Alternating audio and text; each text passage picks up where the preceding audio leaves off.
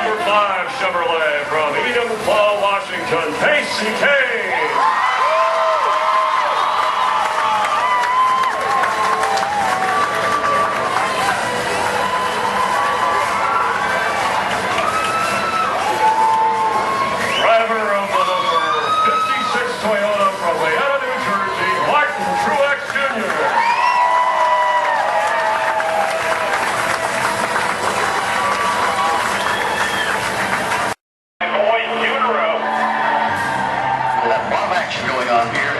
This afternoon.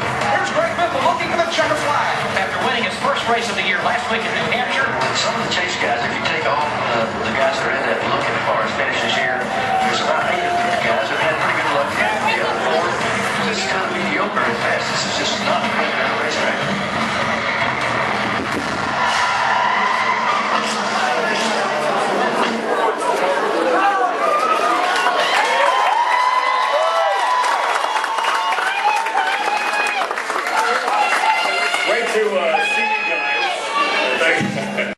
Pretty much approach it the same and go out and do everything you can in the race. Compared to last year, right, when you were like, yet all of a sudden, boom, you start off and started to change the mindset maybe of some of the competitors. I think you got into some guys' heads there. Well, I think probably what everybody already knew, but what really showed up last year is the difference of winning the championship was 1 point. So it literally one. And Jeff obviously getting in just over the wire.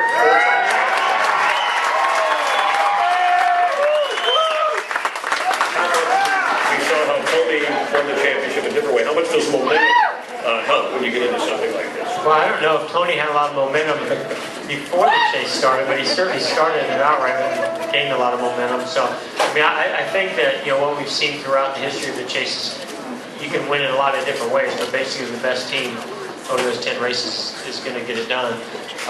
We certainly have some momentum on our side, which has been unusual for us this year. We haven't had much to build on. We've had great race cars, but not great results. And we certainly haven't done it back-to-back or 3 in a row. So we have 3 great finishes in a row. And of course, that epic battle on Saturday night to get in was something that definitely has boosted our confidence. How much, with 4 Hendrick drivers in the chase of the 12, how much is the teamwork an advantage in this specific situation? Yeah, I think we'll still share a lot of information. The debriefs will be a lot shorter, but everybody will be like, man, I got nothing. Just for me. Yeah. But, I mean, it's an open book. If I need to know what's going on, or if I need some help, or I'm in a bad spot, them guys are going to want help. But we race each other for wins on the racetrack. Yeah, even the situation out on the racetrack. Clint Boyer in a Toyota, yes, and you won the race, but all the talk was about Jeff getting in here. Is this story of my life? And what about Greg Biffle, right? I mean, the guy leads some points, and it's like, how much? Yeah, you guys, do you have to be outspoken, have a personality to get more attention? Is it all about? As long as Jeff Gordon's in the race and racing for a bubble. You say whatever you want. Bring it on, Clint. I love it. I love using you as motivation. See, they really do get along. Greg, the only guy, by the way, has a chance, Greg Biffle. And Jeff, I think you commented on that track that maybe they should make some adjustments, right? And Dover to similar to Bristol, create a little bit more. You still feel that way? Well, you're asking about Dover? I love Dover. I mean, yeah, it's like a big Bristol without the grinding up in the top group. But no, we ran really well there earlier in the season. So that's certainly one of my tracks. I think between Dover and Martinsville are 2 of the tracks that I would have highlighted. Unfortunately, Jimmy Johnson, I think, has them highlighted as well. So going to be interesting at those tracks. But I think you got to be good at all of them, and the ones that you're not, you got to battle and fight for everything you can to get the best position at those races. I have a question. Sure. We need to thank God Boyer's back. Yeah. I'm not falling asleep. I don't have something. We're on cable. Have you decided what mustache you're going for today?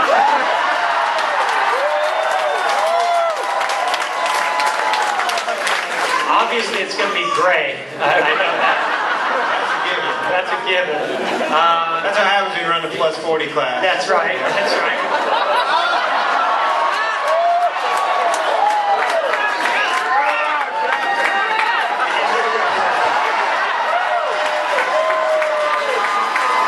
It's not going to look like that, I can tell you.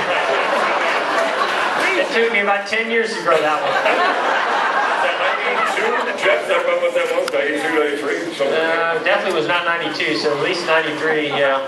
I think I shaved it off at the end of 94, so it could have been 93 or 94. Okay. Thank you, Clint, for going. Before some of these guys were born.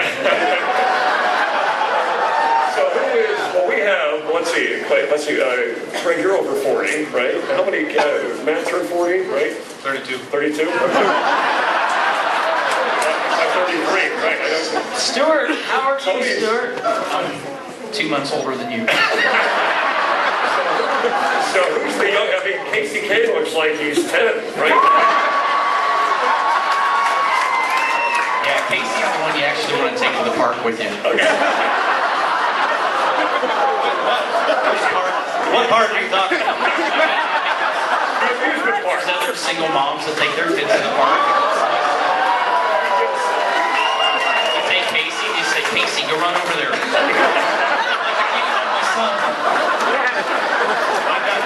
My dad wants to talk to you. Okay, who does the most whining of you guys, by the way? What do you think? Speaking of a past, oh, no. I definitely No doubt. bitch the most. Okay. I'll call myself Well, if out. you don't get right out of Jeff's way, it's like 5 minutes you hear the spot. 24 is whining behind you. Yeah, remember that 5 times got a problem? Where that came from? Yeah, absolutely. It's all his fault. Wow, they're really, nobody argued. But I taught him everything I know. And everything he knows. So, well, we're saving that for the end. Brad, is this worth tweeting about, by the way, with all of this? You guys are on Twitter, which, by the way, we love. Jeff, talk it out. What's the most important thing, if you have one line on a crew chief driver, either relationship or what you have to have in that crew chief? You know, just, especially. I think confidence. They have to have confidence in your abilities on the track and believe in what you can do, believe you're the best, and then you have to believe and trust and have confidence in them. That they're going to give you the best race car and make the best adjustments throughout the race. Casey? Yeah, I'd say everything else, and the answer, I'm sorry folks, we're going to do the exact same thing that got us here. It's not like I'm just going to start trying harder, and that's my plan at beating these guys. I forgot about that extra 10% that I have in reserve. Did you pull out? Did you drink too much 5-hour energy?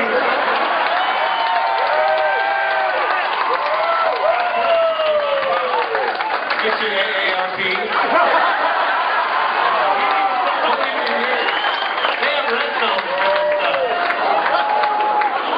Always go to dinner with Jeff Gordon. Get a discount.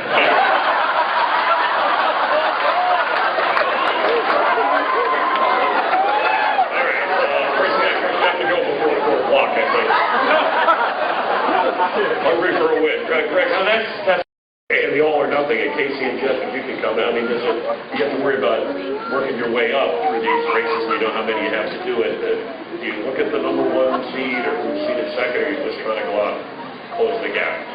Well, you don't want to be in a 9 or 12, point deficit to guys like Denny or Jimmy or any of these other guys. So, I mean, but that's if we do our job well and come together as a team and shoot, we do what we've done these last few weeks, then that deficit is doable. But everybody's at this on the stage is going to step up. It's just now it's time, and that's I think sometimes what you forget is.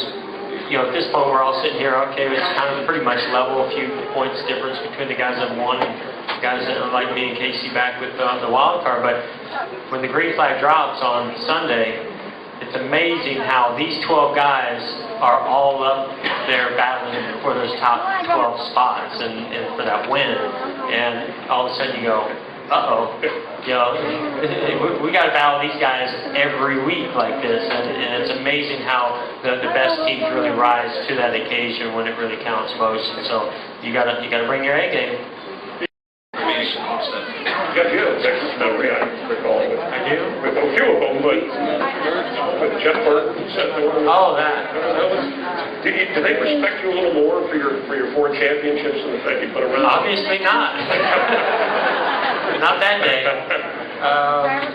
Yeah, I mean, hey, things are going to happen. You know, you get heated, especially. I mean, in that situation, we were having a frustrating season, and things weren't really going well for either one of us. So, I mean, heck, we were sitting there battling for 15th or something that day, and wrecked one another into caution. Well, I mean, I got wrecked, but it happens, and sometimes you make a mistake. Other times, you just have a heated moment that you kind of lose your cool, and it's happened to a lot of us, and sometimes you got to show your displeasure. I think and hope that Jeff of old will come back with the stash. I do.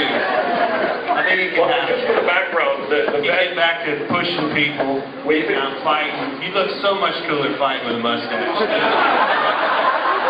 Nobody has a mustache, so you would have to kind of bring them back in style, Jeff. Just give the fans, I'm sure they're aware, the background on the vet with your crew chief and crew about. Well, I mean, just over the years, I've had fans, other competitors, just saying, you need to bring back that mustache, the mullet, the whole thing, the rainbow color, paint scheme, the whole thing, and I think that, I always laughed about it, and then we were having a conversation in our hauler about a month ago, talking about the Chase, and then somebody, I don't know, I was looking on Twitter, somebody had written something about a mustache, and I said, man, if we make this thing, I'm going to bring back the mustache.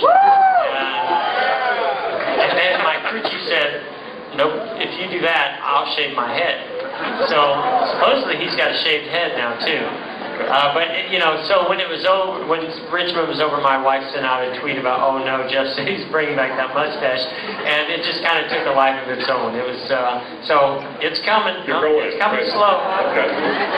It's amazing, Junior. I remember it's amazing the attention facial hair that gets from fans. Well, I do want to say, when I came to the sport, everybody had a mustache.